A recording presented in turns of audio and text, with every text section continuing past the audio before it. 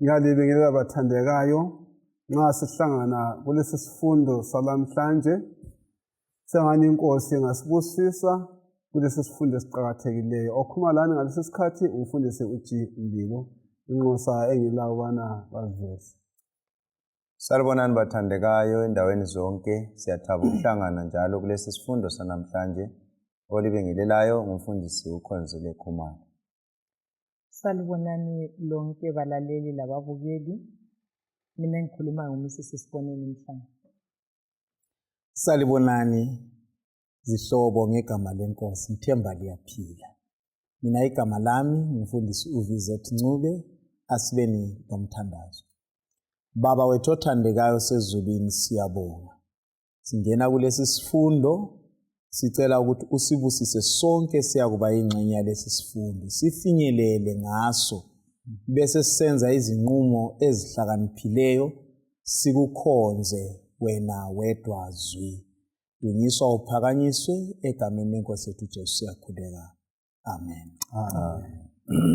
Siyabonga bathandekayo ukuhlangana kulesi sifundo sesikhombisa kuleli ikota. Isifundo esimumethe kumbe esilawulwa isihloko esithi sona ukulalela ekugcineni. Njalo futhi sikhuthaze ukukhonza phakathi kwempi. Indinyana yokufunda ngekhanda sifumana ku Mateyu 6 ivesi eka-33. Sizawucela ubana ibale lanxa indinyana yokufunda ngekhanda. Kodwa funani kuqala umbuso wakhe lokulunga kwakhe, kuza kuthi-ke zonke lezi zinto liziphiwe lazo. Siyabonga. Kutshoni ukuthi funani kuqala umbuso kaNkulunkulu? La mazwi anje eluke njani ezimpilweni zethu ngalesi sikhathi na?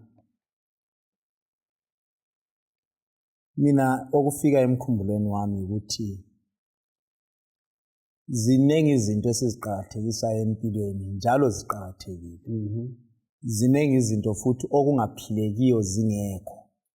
Kodwa lanxa kunjalo, zinjalo lezo zinto, umhlaba lokugcwala kwawo ngokaNkulunkulu.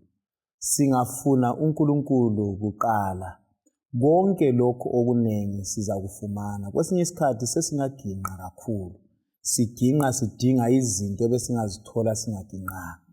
Futhi ivesi le yandulela amazwi athi wona izinto esizifunayo ziyabola, izinto esizifunayo ziyarusa, into esizifunayo ziyatshontshwa.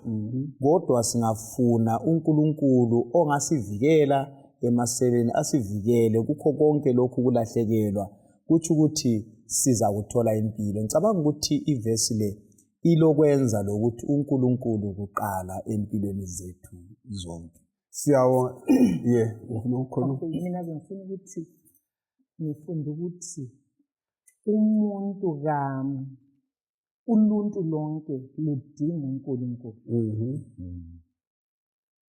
Kwesinye isikhathi njengoba umfundisi uVZ ethinta, sicabanga ukuthi sidinga izinto empilweni zethu. Yikho ubona vele mfundisi siyadinga imali namhla sange siyizuze lasasa siyidinga futhi.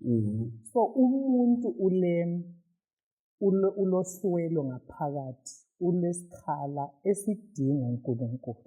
Kulokho kwangena isono. So ngicabanga ukuthi izinto zonke lezi esingachitha amathuba zithatha isikhathi sethu sizidinga.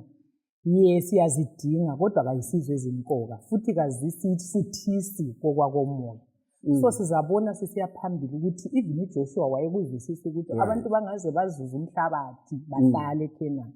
Kodwa bakudinga kakhulu uNkulunkulu ukuthi abe sempilweni zabo. Yikho umuntu akushodayo akudinga. Siyabonga. Khuluma. Mina engingakutsho ukuthi ingozi ekhona ebantwini nxa ngibala livesi ngamazwi andulela amazwi kaJesu ukuthi abantu babe sithi siza kuhlani, siza kugqokani. So ingozi ekhona yikuthi abantu bafuna izinto ukwedlula umnikazi wezinto.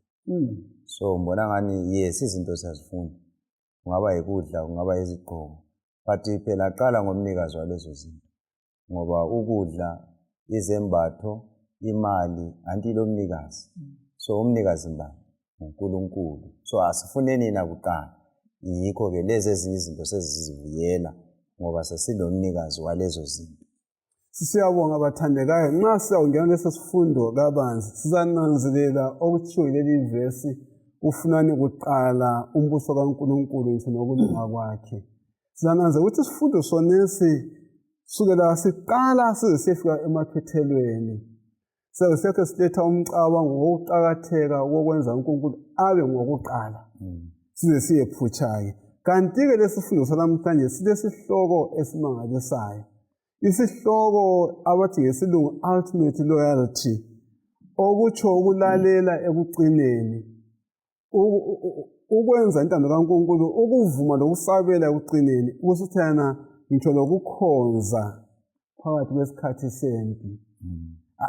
Asike sikhangele sona isihloko kancane, ukulalela ekucineni, ukukhonza esikhathini sempi. Ngibona isihloko esiletha indaba kimi okufika njalo ukuthi kunkambo yonke actually vele ibizo lona elithi Israel lilokwenza ngalimpi. uNkulunkulu ulwela abantwabakhe. uNkulunkulu ulwela abantwabakhe. Inkambo yonke kaIsrayeli ungakhangela izimpi azinqobileyo, yizimpi azinqobe engela ngxenye enkulu esingayibalisa ukuthi wenza lokhu ngoba etrenwe ngalindlela. Ziningi izibonelo singazikhangela. Esinye isibonelo esifika masinyane ekhanda lami ngesenkosi uJehoshafat. Nanzi izimpi ezintathu sezihlasela uJuda, you know, zintathu kodwa yena kahlomanga. Le message ifike ukuthi sebelicathamele uJehoshafat asiqale sikhonze. Hayi sebesengedi lapha yazazonithamana sebefikile khona lapha. Hayi asiqaleni sikhonze, asizileni ukudla. Impendulo nxa ifika ithi impi ayiswele. So ke ngicabanga ukuthi kulezi izinto izimpi lezi esikhuluma ngazo singaba lobudlelwano loNkulunkulu sizazwisisa, kodwa nxa singelabo kwesinye isikhathi ngani kazilethi sense ekuphileni kwethu. Ngicabanga ukuthi uNkulunkulu angaba khona kuqala sesikwazi indlela vele useyihambile ngoba limpi yena wayeseyinqobile ingakaqalisi. So ke singaba kwazi ukuthi uNkulunkulu kuqala empilweni zethu kakulampi esizakuyesaba. Mina kulezinto engizinanzelelayo ezine uNkulunkulu ezenziwa libutho kumbe u-Israyeli esefikile elizweni lesithembiso. Konke umuntu mhlambe mfundisi usekhangelela ukuthi kathesi ngabe sokusetshenzwa esilola isikhali ukuze uNkulunkulu asinike laba bantu sibasusa. Lasithi sike sathintwa ukususwa lapha. So sikhangelela ukuthi kathesi sebengene eKhenani ngabe sebeqala umsebenzi. Ngicabanga ukuthi labo ngemva kohambo olude kangaka basebesithi saze safika sokufanele sihlale la. Kodwa uJoshua uNkulunkulu sibona emisa kancane indaba yokuthathwa komhlabathi, indaba yokuthi abantu simbone eqalisa ukuthi ukukhangela kwabo kube kuNkulunkulu. Okokuqala uthi kabusokwe. Okwesibili abesesithi kakuwenziwe inkonzo yephasika. Okwesithathu abesesithi kakubuild i-altari abantu bamkhonza uNkulunkulu. And okokugcina sibona sebesetha tabernacle ukuze uNkulunkulu abe phakathi kwabo. So mina ngifunda lokho mfundisi ukuthi i-memory text yethu yi-10 funani kuqala uNkulunkulu lo umbuso kaNkulunkulu lokulunga kwakhe. Kusitsho ukuthi vele number 1 uNkulunkulu wayefundisa uIsrayeli ukuthi ukuthathwa kwelendi le akukho emandleni umfundisi zethu kwakuthi vele loba bekade behlelile ukuthi kusasa babuya bezo-athaka mina yime mphamba intambo lanxa lingakhothama likhonzi akula ngozi elizangena kiyo. So uNkulunkulu ufuna ukusifundisa lathi njengo-Israyeli wanamuhla ukuthi yena nxa khona empilweni zethu konke kulungile. Ungabe kukhanyangane ngani kule ngozi siqaqelwe izingozi kumbe sokufanele senze izinto ngokuphangisa. But nxa ukukhangela kwethu kukhangela kuNkulunkulu siyabe sisendleleni eqondileyo ngoba uNkulunkulu lawula zonke izehlakalo. Siyabonga ngokwendlala okuhle kangaka. Isifundo sonke sigoqele wona la mazwi amane kumbe amahlanu asechiwo manje. Ngifuna ukugcwalisa khona phansi ukuthi in a more practical sense omunye umuntu sengazibuza ke ukuthi alright ngimfuna njani uNkulunkulu kathesi. Yeah, so sesikumele sikwenze kubambeke. Umlobo wesifundo lapha osivezele ukuthi khona ke kumele sithi care equality time number 1 loNkulunkulu. Kwesinye isikhathi siba busy ngezinto zonezi esizikhuluma ngazo ezikaNkulunkulu, sibe busy ngazo sibili.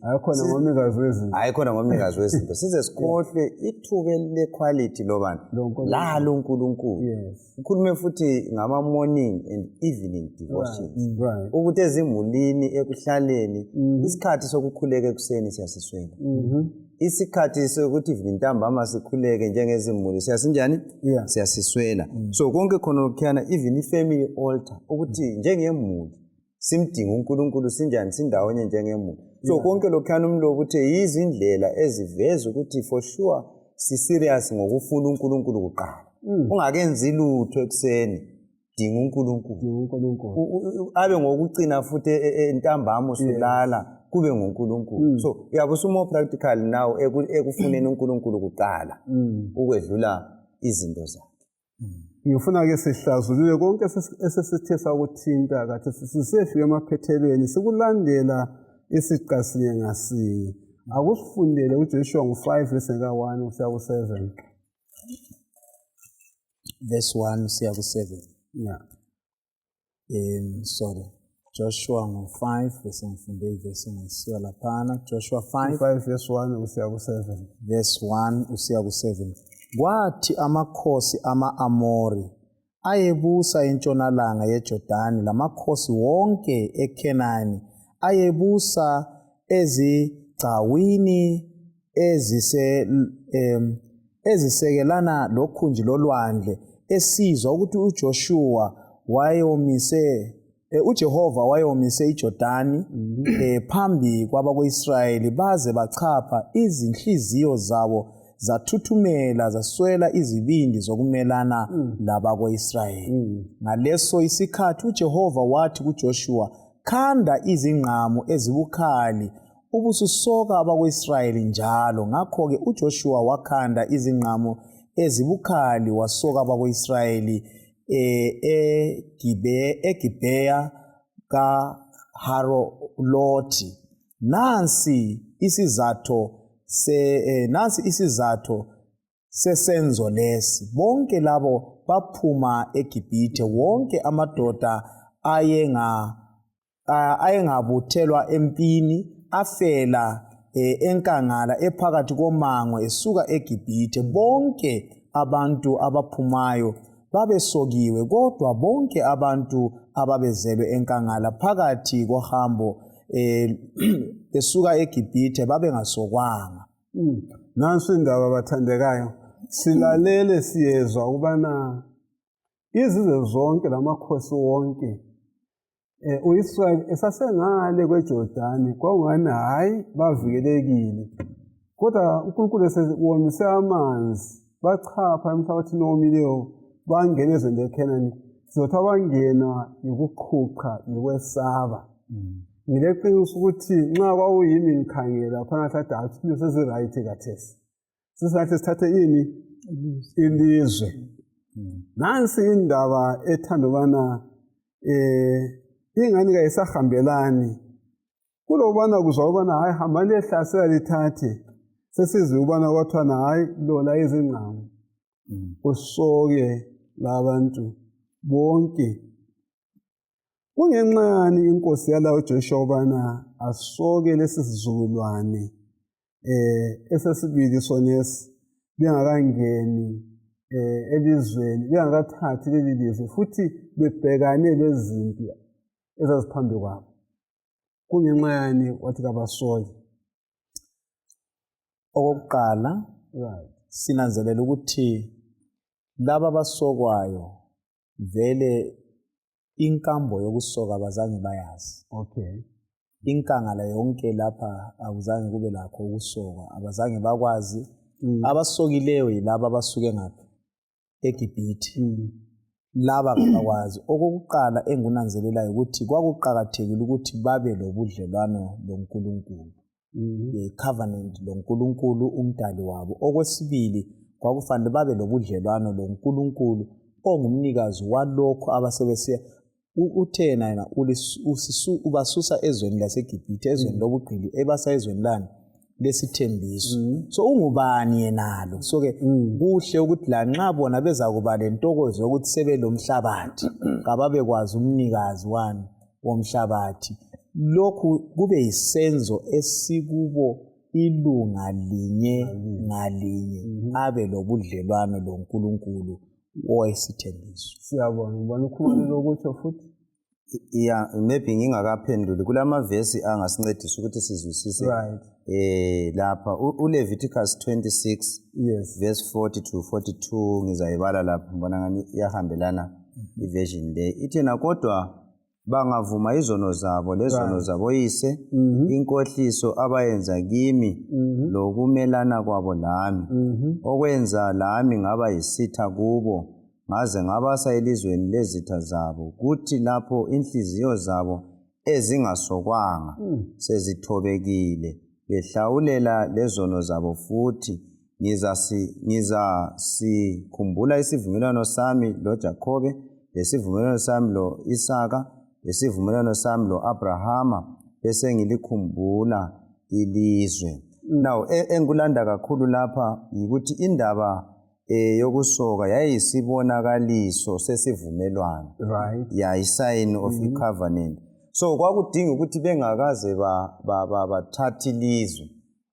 bathatha umhlabathi uNkulunkulu ayevele sebaphile bathi revive isivumelwano sabo loNkulunkulu ngokusoka yikho ekhuluma ukuthi inhliziyo zabo ezingasokanga so kwase kudinga ukuthi bathi revive bavuselele i-vertical relationship yabo loNkulunkulu ubudlelwano babo loNkulunkulu kwakumele ukuthi bunjani buvuke ukwenzela ukuthi khona ke nxa sekumele bangene elizweni leli inhliziyo zabo loNkulunkulu seziright njalo bazwisise futhi ukuthi khona kwakungeyamanga kibo ekutheni balizuze leli lizwe kwakuyame kubani kuNkulunkulu kule verse njalo yokucina esivezelayo futhi ngendaba yokusoka le uGenesis 17 ngafunda uGenesis 17 iverse kungele ka12 ithi yona ke lapha kuzizukulwane ezizayo umuntu wonke wesilisa ophakathi kwenu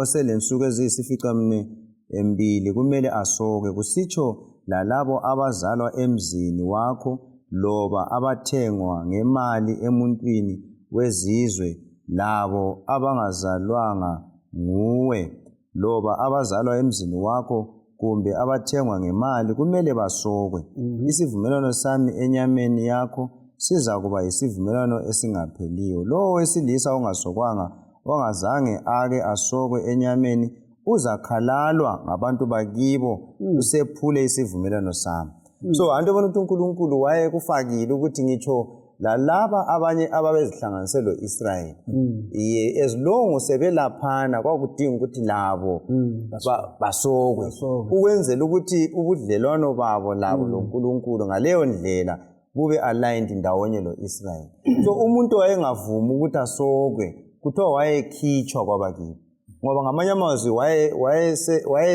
sezifake sekuthenena kafuni ukuba lobudlelwano lobani loNkulunkulu so into yayiserious sibili okumele yenziwe ngoba yayiveza ukuvuselelwa kwesivumelwano sikaNkulunkulu asenza kuIsaac uJakobe loAbrahama ngokubanika ilizwe sisiyabo ngawa kusitshoni ukusoka ufuna ukukhuluma okay ucabanga la umbuzo wami lo bengifuna ukuthi ngithi okunye uIsrael okwamenza wasoka la umlobo uveza ukuthi kwakuyindlela yokubonga ukurespond ukuvuma ukungena kusivumelwano ebudlelwaneni loNkulunkulu benanzelela lokhu uNkulunkulu abenzele khona ukubakhipha ebugqilini ukubapha ilizwe lesithembiso mina bengifuna ukukhuluma ngalokho mfundisi angikwazi into ukuzaphendula umbuzo ukuthi ukusoka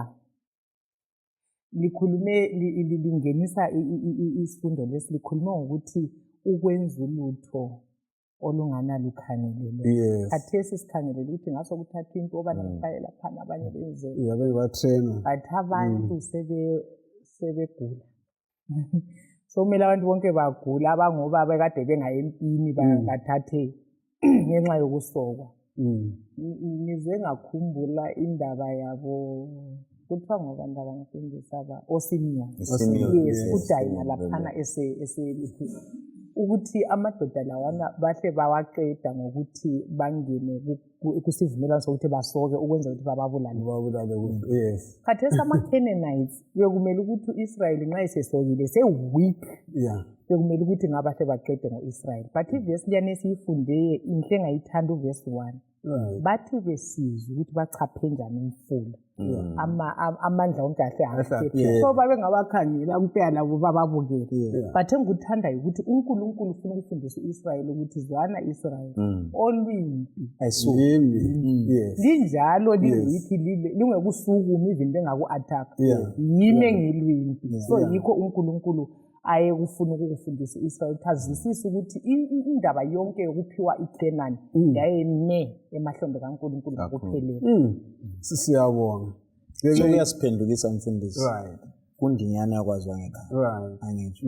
Uqala funani umbuso wani. Yes. kaNkulunkulu lokulunga kukabani kwakhe. Akucabanga ukuthi ngalesi sikhathi bona abantwana bakwa-Israyeli khathesi vele ngokusoka lokho sekulungisa kuphakamisa ubudlelwano babo loNkulunkulu. Angithi khumbula emuva ngale sike sananzelela uMosi esekela ukusoka eyakhe indodana. Liyakhumbula sike safunda kusifundo esidlule ukuthi uNkulunkulu wamthuthelela uMosi ngokungasoki indodana okwakuveza ukuthi nxa ungakwenzanga lokho sekule gap lapha phakathi kobudlelwano bami la. Angitsho. So ngicabanga ukuthi kulezi zinto zikaNkulunkulu, izinto zikaNkulunkulu azila shortcut, azilandelwe zinjoba zinjalo la nxa kwesisikhathi ngaleso sikhathi zingani kazenzi sense ngezikaNkulunkulu ngoba yena uvele usefikile ekugcineni kohambo. So ngicabanga ukuthi indaba yokusoka lathi lamhlanje iyafika kithi ukuthi okukaNkulunkulu asikulandeleni kunjalo ungafaki reasoning yakho ucabango wakho le philosophy yakho yikuthi kungaba nje nxa sekuthe nxa ethe uthe ilizwi lami kaliweli phansi kalimi actually kuze kube nini kube sekuphelele. So lokhu mina kuyangithinta kumpilo yami lamhlanje nxa esithi kangikhonze alright ngingumfundisi sengingavuka lapho ngisithi kangigijime ngesibhedlela ngekhulekele ogulayo ngingakamkhulekeli kangiqale mina ngikhuleke mina ngikhonze bese ngisiya ngapi bese ngisiya kwenza imission. Ngingenza imission ngale kodwa ngiyela budlelwano lalo onjani ongithumileyo ngiza kunqotshwa. Siyabonga kakhulu. Now siyananzela ubana indaba yokusoka sesiveze ukuthi sebesoka laba bantu emva kubana behambe phakathi kohambo lenhlane abagcina nqadu balisa laphana yibaphi kanje abagcina ukusoka ngamadoda abaphelele enkangala bonke. Yes. Sinanzela omunye umlobi uthena nxa ekhuluma ngalento uthena no indaba yenkangala yenza ukuthi ukusoka kume. Number 1 laba bantu behle ubana bamethembe uNkulunkulu babesola babehlamuka isikhathi ngesikhathi. Now sokufika lesi sigaba ke sokufika isigaba ukuthi sebevusela lezi zinto ezinjani ezindala njalo kwawathi uqaliseni sevusela lezi zinto ukuvusela ukusoka nxa babengasokanga ukusoka vele kume ukuthi laba bantu ngabantu bami kwakusignify ukuthi laba bantu njani ngabantu bami bazakuyokulwa njani impi kungazakala ukuthi laba ngabantu bakaNkulunkulu. Uthe eveza lapha siqalise isifundo sethu waseveza ukuthi into ezinye sizifundayo ukusoka lokhu kukhanya kulandelwa ngesinye sesigaba sesenzo uNkulunkulu abanika sona esephasika. Akusifundele uJoshua 5:10 uzabuye ufundele Exodus chapter 12:6. Ngokuhlwa kwelanga le-14 kuleyo nyanga bathi belokhu behlezi ezihonqweni zabo eGiligali emagcekeni eJerikho abako-Israyeli benza umkhosi wePhasika. Verse 11. Ngosuku olwalandela usuku lwePhasika khona lokho mhlalokho badla okunye ababekuvumelene emhlabathini isinkwa esingela mvubelo lamabele akhanzingiweyo. Sifike ku verse 1. I think verse 10 laphana ngifuna u12 verse 6. 12. Yeah. Exodus 12 iverse ngelika 6. Verse 6. Yeah.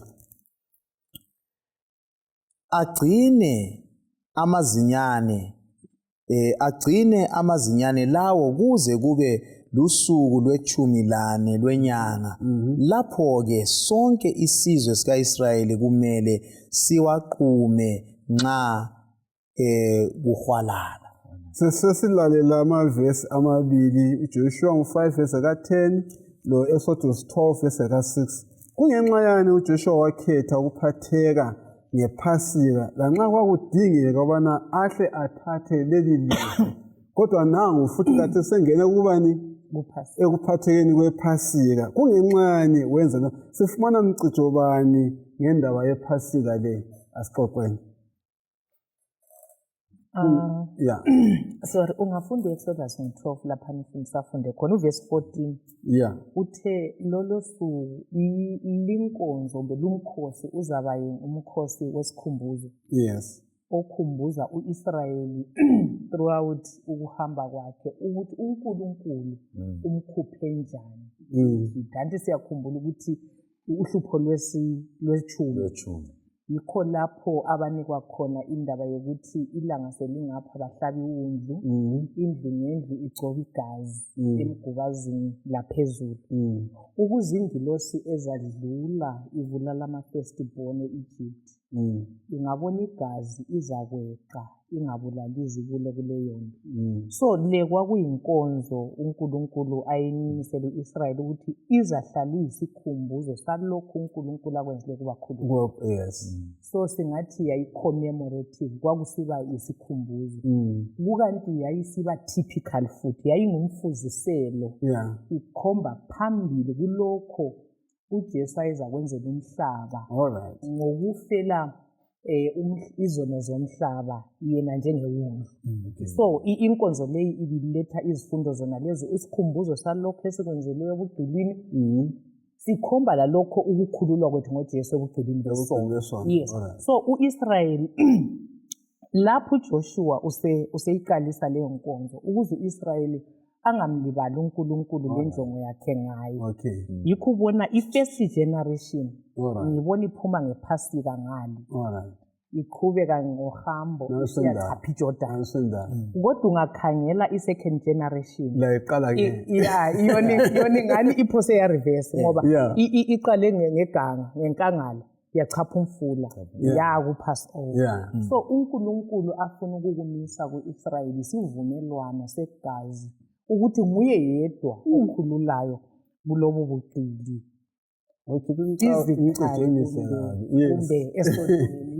So inkonzo yePhasika uJoshua uyenza ukuthi uIsrayeli kakhumbule ukuthi uNkulunkulu ungubani lokho uNkulunkulu akwenzile ukubakhulula.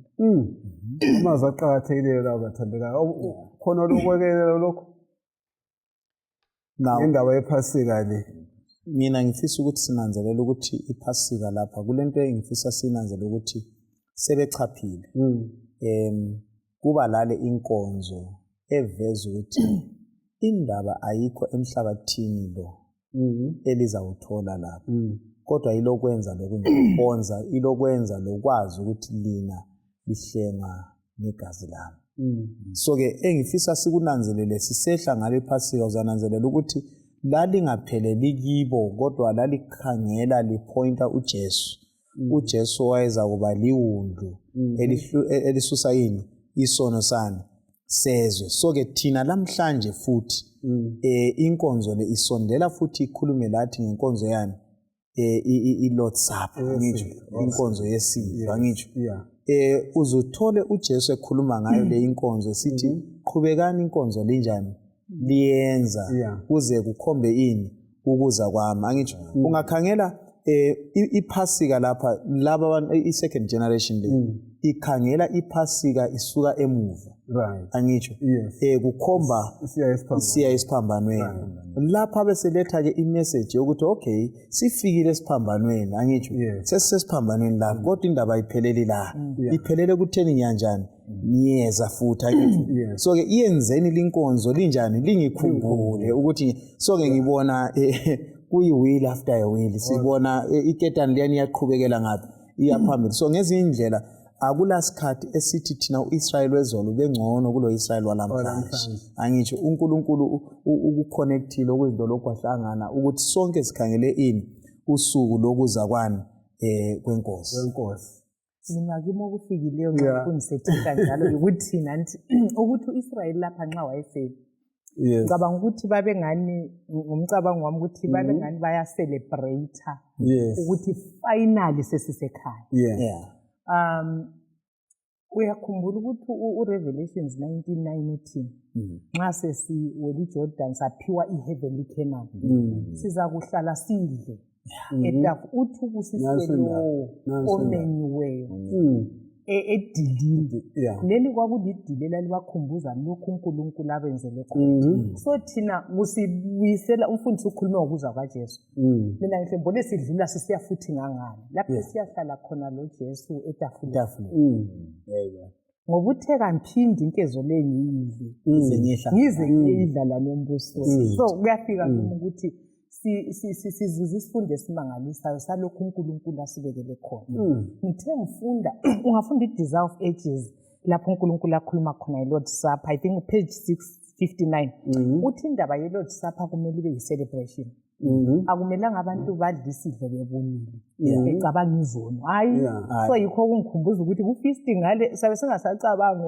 umhlaba esake sawela nje haleluya so uNkulunkulu uthi bekumele ukuthi inkonzo liyana eyokugezana inyawo inkonzo yokuzihlola yiyo bekumele sikhale sizinikele sivume izono omunye komunye sizidele but nxa sesihlangana lo mzimba kaNkulunkulu egazi ungayifunda ku-Desire of Ages uthi kuyisikhathi sentokozo ukuthiwa siphilisiwe sinikwe impilo ngalo umhlatshelo ukuze sikufikele konke kwezinto bathandekayo kuyadingwana kuvuselelwa ama-altari ake sifunde uJoshua 8 verse 30 lo 31 lo Deuteronomy 11 verse 26 kusiya ku-30 sizakuma somewhere khonapho uDeuteronomy 8 verse 30 lo 31 uJoshua wasesakhela uJehova uNkulunkulu wako-Israyeli i-altari e-Ebhali njengokulaya okwakwenziwe nguMosi inceku kaJehova wabako-Israyeli walakha njengokulaywa okulotshiweyo encwadini yomthetho kaMosi i-altari lamatshe angabazwanga okungazange kusetshenziswe insimbi phezu kwawo kulo banikela kuJehova iminikelo yokutshiswa leminikelo yobudlelwano siyabonga kuyini owakhuthaza waqumba uJoshua bana enze i-altari alenzele uJehova njalo futhi kungenxa yani wakhetha amatshe angabazwanga umuntu apheleleyo kuyini okwamkhuthazayo sinanzelela ukuthi lapha njengoba naso sike sakhuluma ngezinto ezine lezi right kade sesikhulume ngephasika right esiphuma kilo lapha ukuthi-ke lokho kwakuveza ukuthi kakweyamanga kibo ngoba iphasika ikhumbuza kulokho umlimi ayebenzele khona ukubakhulula ngani ngegazi nalokho lathi uNkulunkulu asenzele khona ukusikhulula ngegazi likabani likaJesu ekugcineni vele abazasindiswa ekhaya ezulwini bazasindiswa ngegazi likabani likaJesu so lapha nxa sesifika kuthiwa kumele banjani bakhe i-altari i-altari yayiyini simbolo yokukhonza right so kufanele ukuthi bamkhonze uNkulunkulu bavuselele ini ubudlelwano babo loNkulunkulu bengakayi thumba ini engakayithumba ilizwe. So kufanele ukuthi khona kube lenkonzo, kube lokumkhonza uNkulunkulu njalo kube le commitment ukuthi njengoba sebezangena eKhenani kulabanye uNkulunkulu ezizweni lezi abazithumbayo kuleminye imikhuba eminengi ekhona lapho. So kufanele ukuthi bona bengakahlangani lalezi zizwe kumbe bengaka-adopt kumbe bengakafundi imikhuba emibi leyi kumele bazi ukuthi kuloNkulunkulu omele bamkhonze. So kumele bazikhonithe kuloNkulunkulu wesivumelwano kuloNkulunkulu weqiniso. So yikho engikuthola lapha. And then okwesibili embuzweni wakho wesibili lapha nxa uthe bala lapha ngikhumbule uJudges 13 verse 5 abahluleli lapho okwakukhulunywa khona ngoSamson ukuthi khona okungakazi kube khona impuco ngaphi enwele ekhanda lakhe. So kwakuveza ke i-wholeness ukuphelela. Yikho amatshe lawa kwakufanele ukuthi khona wona anjani ebe engabazwanga ebe engaqunywanga kuveza into epheleleyo. Yes. Okunye engikutholayo mina lapha mfundisi ukuthi uJoshua wayemotivatewa ukuthi finally uNkulunkulu usegcwalisile isithembiso sakhe esanika uAbraham kudala.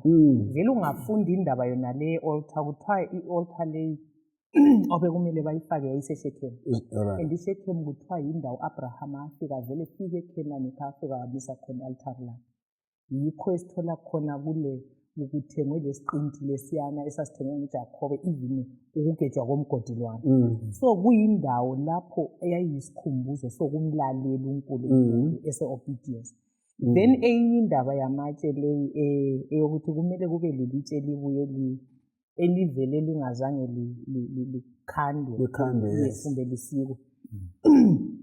Kuyikuthi uNkulunkulu wayefisa mhlawumbe ukuthi abavimbele ukuthi benze izinto kulawo matshe ababengazicabanga. Anti siyake sibone kwesinye isikhathi ukuthi kulapho kuzakhiwo eziningi abantu bayakwanisa ukukhava kumbe ukudweba izinto abazikholwayo babengenzani. So uNkulunkulu mhlawumbe ku-Israyeli wayefisa ukuthi abafundise ukuthi nguye yedwa ofanele bamkhonze, bangabi lezinye izinto abazazifaka lapho ezizabenza babuyele ekukhonzeni izithombe ababeke bakwenza bese-Egypt. Ngiyayithanda imicijo yomibili eveza ukuthi uJesu lidwala laphakade elipheleleyo eliza liphelele njalo futhi ongadingwana kwelembhalo ekhona njalo futhi okuveza ukuthi lesi sivumelwano kwakugcwaliseka kwakusuthiseka. Ngibona ngani wayesefaka iflag ukuthi thina sikhonza lo uNkulunkulu ubona ukhuma lesechilo. Siyabonga kakhulu. Now ukuthungamela kumbe kungenisa abantwana bakweSrael ezweni lesithembiso kusikhuluma ngakho kuyini okwakho kwakomoya ongakwenza besingakwenza ukuthanda kubana kufuze kwakhiwe i-altar kwethu impilo kathesi yazonke insuku? Isifundo lesi sikhuluma ngokuvuselela ama-altar. Yes. Lokhu yikukhonza. Ukukhonza lokhu kusukela ngekhaya. Kuqakathekile ukuthi izimuli zibe lama-family altars, ama-altare ezimulini. Ukukhonza baba, umama, abantwana ndawonye. Yebo kulesikhathi sokuthi umuntu akhuleke eyedwa kumbe abe lamathuba eyedwa ngale, kodwa lapha kukhulunywa ngokukhonza njengezimuli.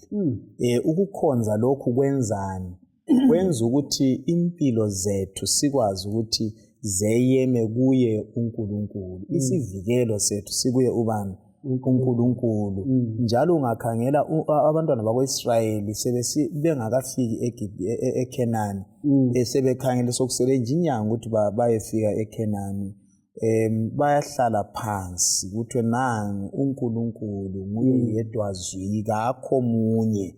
Ngalo Exodus 20 bekuvezwa hayi ingabe labanye uNkulunkulu ngaphansi kwami, sengathi bakhona kodwa kabakho, ngapha nguye yedwa. Lokho abakufundayo abakugqize, kakube khona, by the way akutsho kuphela ukuba sesandleni kodwa ezenzweni ilizwi likaNkulunkulu kabaliphile ilizwi likaNkulunkulu kabalikhulume ilizwi likaNkulunkulu alibe sengqondweni so lokhu kungayenzakala kuphela ngokuthi kutholakale ema-altarini ngemakhaya mina ngiyakhuthaza labalaleli lababukeli ukuthi asingaphumi ngemakhaya singezange sangena kuleli altare sakhonza uNkulunkulu ngoba ivesi indinyana yakwaziwa ngekhanda lokho sithi funani kuqala angadingi imali kuqala umbuso kaNkulunkulu kulunga kwakhe nxa sengiphuma ngisiyale akula zinto ezingamaxhakela eziza kuphambanisa ukukholwa kwakhe. Sesizwile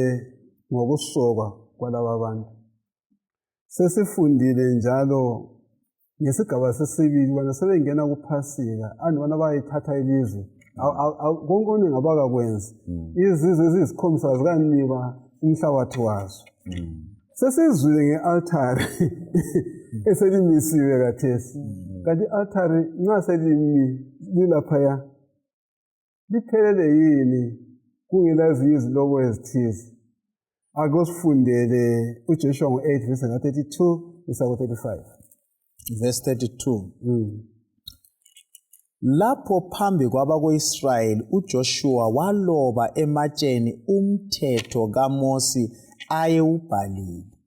Bonke abako-Israyeli abezizweni lezakhamuzi ngokufanayo labadala babo iziphathamandla labehluleli babemi emaceleni womabili ebhokisini lesivumelwane sikaNkulunkulu bekhangelene lalabo ababelithwele abapristi ababengabaLevi. Ingxenye yabantu bema phambi kwentaba yeGezerimi kwathi enye ingxenye yema phambi kwentaba ye-Ebhali njengokulaya kukaMosi inceku kaJehova owayelaye ukuthi babusiswe abantu bako-Israyeli.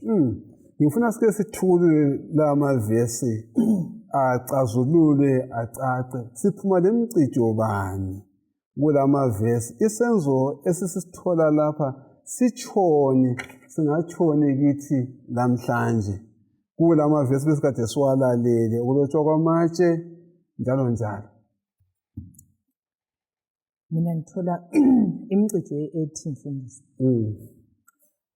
Lapha amavesi esiwafundileyo athe kukhanya abantwana baka-Israyeli behlukaniswa ngezigaba ezimbili.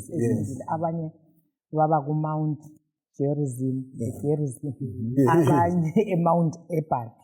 I-Mount Ebal yiyo yikho kwakusiba yintaba yezithuko leyi engaphi siba ngeyezibusiso. So esenta lapha kuthiwa kwakulabapristi lomtshokotsho. uJoshua nxa wayefunda amakhesi laba base-Ebhali babememeza basabele. Angafunda blessings, angafunda izibusiso abasentabeni yezibusiso babememeza basabele. Khona lokho engikutholileyo umfundisi ukuthi and alright ngingakafiki ngezifundo lapha eBhali kuthiwa yikho kwakule altare khona eveza imhlatshelo onguJesu onguye owathwala ikhesi yesono sabantu. So khona lokho kuyasifundisa ukuthi kulendlela ezimbili abantu abamukela ngayo isivumelwano lesoNkulunkulu afuna ukusenza lo muntu. Kungaba yikumlalela uNkulunkulu uzuza isibusiso uzuza impilo ephakade iMount Gerizim, then kumbe wale ukumlalela uNkulunkulu uzuze ikhesi ukuzuza ukufa okuphakade. Kodwa esikubongayo kakhulu emphasis umhlatshelo umfundisi. Umhlatshelo phakathi lapha. Yes, umhlatshelo phakathi lapha ukuthi umhlatshelo lo uveza umhlatshelo onguJesu ukuthi nguye owathwala ikhesi anti kuthiwe uJesu ufile kuGalatians 3 ufile ukuze asikhulule kukhesi kusithuko somlando ukuthi sonile and sifanele ukufa uJesu wasikhulula khona. So kusinika isifundo sokuthi uNkulunkulu unguye olecebo lokusindisa abantu. So bona lapho ke andu Joshua sefakile i-altare then sebhala Yeah.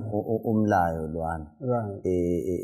ematsheni elitsheni elikhulu Elibonwa abantu bonke. abantu bonke Yes. ngoba laphana kukhulunywe ngokuthi ama-officers abahluleli iziphathamandla abadala la wonke umuntu abantwana Bonke baphakathi. ya so indaba yokukhonza ayichiyi muntu Ayichiyi. ichiya abantu wonke abantwana abadala Yeah. leziphathamandla nxa sokusiza endabeni yokukhonza Yeah.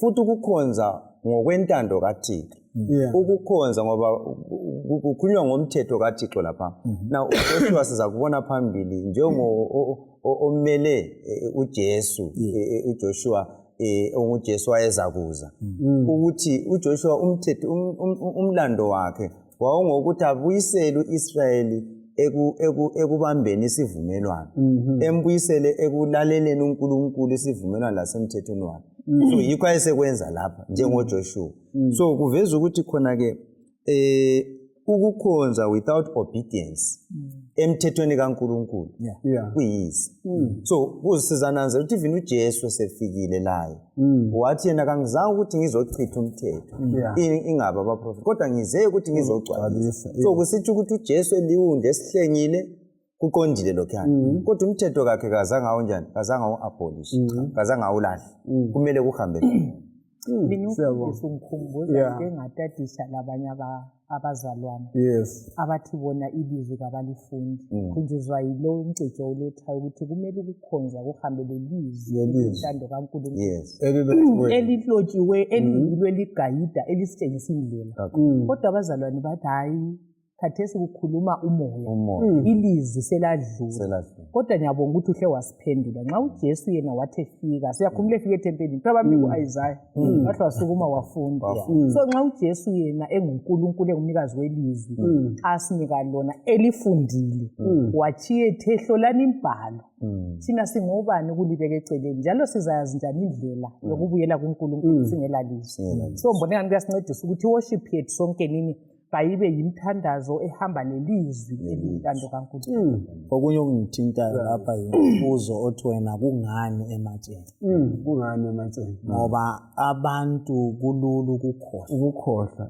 siyakhohlwa umthetho kaNkulunkulu ungathola lapha kukhulunywa ngomthetho kaNkulunkulu yiyo esiwuzwa uNkulunkulu uqobo lwakhe ewuloba ngomuno wakhe ezibhebheni zani zamatshe lapha sekulotshwa futhi umlayo kabani kaNkulunkulu ematsheni okuyikuthi umloya akuvumi ukukhonza uNkulunkulu kungela mthetho wakhe so konke ukukhonza okungela mthetho kaNkulunkulu okungela lizwi likaNkulunkulu kayisikho kukhonza ngoba ukukhonza kulokwenza ngomthetho kabani kaNkulunkulu yikho efake emphasis uqinisa ukuthi leli lizwi kaliguquki kalitshintshi yikho lilotshiwe elitsheni ukuthi kalinga khonokho asikuqinisenini lathi njengabalaleli lathi njengababukele le inkonzo ukuthi lanxa kungaba lalokho engingakukholwa ngibe lalokho engingakuthanda kodwa ilizwi kaNkulunkulu limi kuze kube phakade hatshi izwe futhi kaligugi ukuthi hayi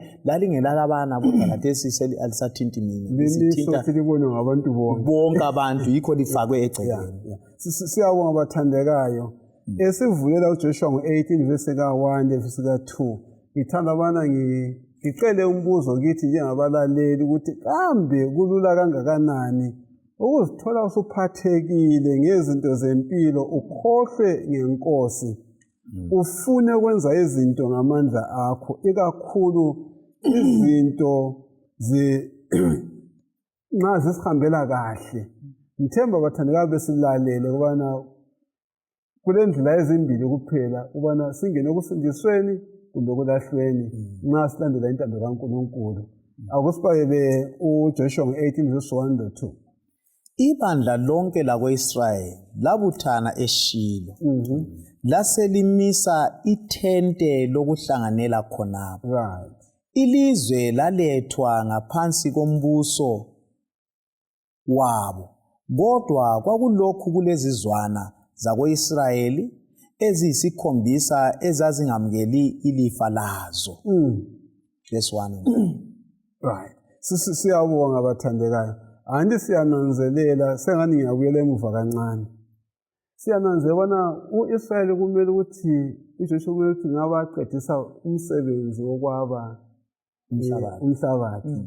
Kodwa-ke umsebenzi bani lapha owenza uJoshua wema kancane okwaba umhlabathi? Iyini injongonkulu yale ncwadi kaJoshua na? Asixoxeni sike sibone ukuthi kuyini esikufumanayo kule ndaba. Uvesi 1 laphana mfundisi uthe bathi eShilo babuya bazohlangana ndawonye basebebeka ithente lokuhlangana ithabernacle. Singafunda u-Exodus 25:8 uNkulunkulu esithi babakhe indlu yokuthi bamkhonzele wathi ngiyakhelani i-sanctuary ukuze ngihlale phakathi kwenu. Ngicabanga lo ngumcabango ngamfundisa ukuthi ngabona uJoshua wathe seyaba umhlabathi wabona ukuthi hayi singaba silale sodwa lapha kungeke kuvume. Kulo uNkulunkulu ongumnikazi walo umhlabathi futhi onguyosinikile umhlabathi nguye simdingayo ukuthi abe phakathi. So kuyasibuyisela undlela yethu ukufundeka.